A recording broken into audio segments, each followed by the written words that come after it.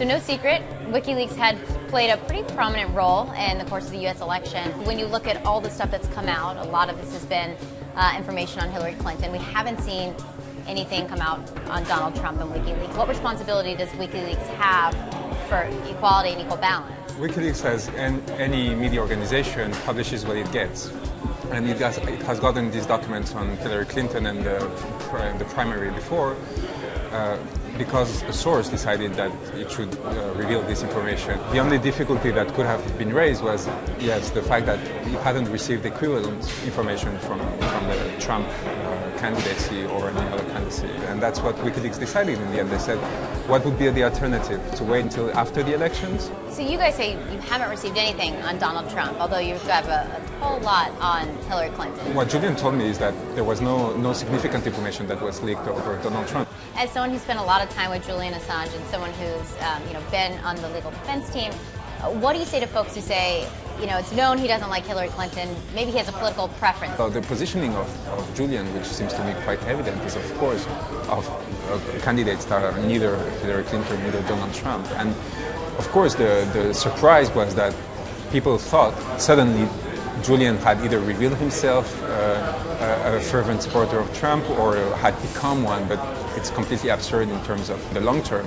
You see that there is no trend and no rational explanation for that. Do you worry with all of these data dumps? I've spoken to a lot of security folks who say, well, the next phase of this is a hacker altering data and then leaking it to WikiLeaks and WikiLeaks publishing something that you might not be able to verify. Entities have been harassing WikiLeaks with this kind of forged documents in order to try to push them into their boundaries and affect their credibility by publishing, as you say, forged documents.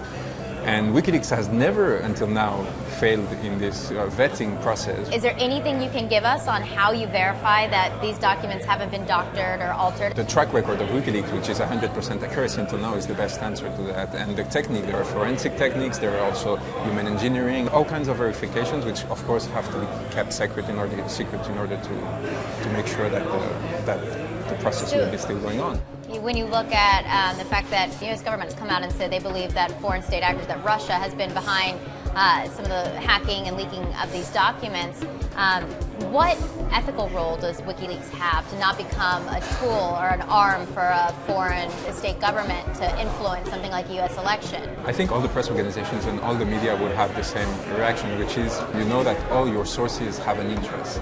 When they give you information, they have an agenda. But the importance when you're a journalist is not about the interest of the source, it's about the interest of the information you get. There's this very interesting part of this where a lot of this information is stolen. Is it encouraging hackers to break into systems and do illegal activity? WikiLeaks never hacked. WikiLeaks never stole any information. WikiLeaks is just a container in which people release this information, and then WikiLeaks vets it, sorts it out, and then publishes what is interesting for the public good. So, does it encourage bad faith actions? I don't think so.